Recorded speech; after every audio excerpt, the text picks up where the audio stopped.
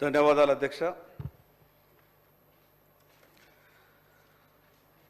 చాలా సంవత్సరాల తర్వాత ఎన్నికల వాతావరణంలో ఒక వర్గం చాలా సంతోషపడ్డటువంటి సమయం. కామారెడ్డి సభలో బీసీ డిక్లరేషన్ చేసిన తర్వాత స్వయానా దేవుడే భూమి మీదకి దిగొచ్చిండేమో, అందుకే మాకు 42% అమలు చేయడానికి రేవంత్ రెడ్డి గారి రూపంలో ఆ దేవుడే మాట ఇచ్చిండమని అంతగానం సంతోషపడ్డారు అధ్యక్ష. కానీ ఈరోజు ఈ పరిస్థితి చూస్తే మేము సంతోషపడ్డాం ఆ రోజు, ఈరోజు బాధపడాల్సినటువంటి పరిస్థితి తెస్తున్నారేమో అని అనుమానం కలుగుతా ఉన్నా.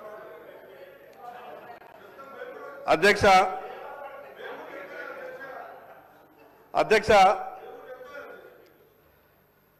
బీసీ డిక్లరేషన్ గురించి 42% స్థానిక సంస్థలలో రాజకీయ అవకాశం కొరకు ఆ ఒక్క విషయం మీదనే ఎక్కువ చర్చించే ప్రయత్నం చేస్తున్నారు.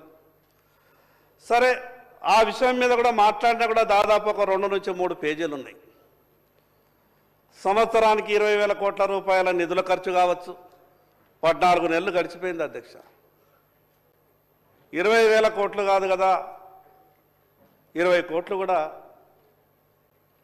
అది మిగతా విషయాలు చెప్పొచ్చు. కానీ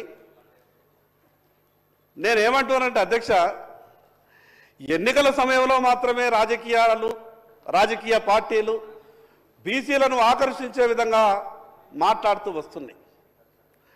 మేము అనుకున్న చివరికి అసెంబ్లీ పార్లమెంట్ ఎన్నికల్లోనే ఆ రకంగా జరుగుతుందేమో, స్థానిక సంస్థలలో కూడా మరొకసారి ఈ తతంగం అంతా చూస్తే మా మనసులో ఎటువంటి కల్మషం లేదు, మేము ఇవ్వడానికి సిద్ధంగానే ఉన్నాం. కానీ మీకు తెలుసు కదా సుప్రీంకోర్టు ఏమన్నదో, పార్లమెంటులో చట్టం ఏ రకంగా ఉన్నదో. గతంలో తమిళనాడు కానీ బీహార్ కానీ మిగతా కొన్ని రాష్ట్రాలలో జరిగినటువంటి సంఘటనలన్నీ కూడా మీకు తెలిసే కదా.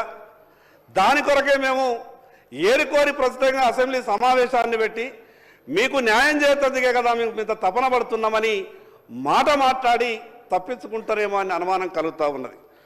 అధ్యక్ష, ప్రభుత్వ వెబ్సైట్లో చెప్తున్నాయి. ఇంతకుముందు శ్రీనివాస్ యాదవ్ గారు చెప్పారు, 3,32,000 కోట్లు, 3,32,00,000 ఓట్లు, 62,30,504 మంది 1వ తరగతి నుంచి ఇంటర్మీడియట్ వరకు పిల్లలు ఓటు హక్కు లేని వాళ్ళు, 38,99,000 నెల పిల్లల నుంచి మొదలు పెడితే 5 సంవత్సరాల పిల్లగాళ్ళ వరకు, వీళ్ళంతా కలిసి ఈ తెలంగాణ రాష్ట్రంలో సంఖ్య. మరి అటువంటిప్పుడు 4,33,29,722 సంఖ్య వస్తుంది. కానీ ప్రభుత్వ లెక్కలు ఏం చెప్తున్నాయి అధ్యక్ష ఈరోజు?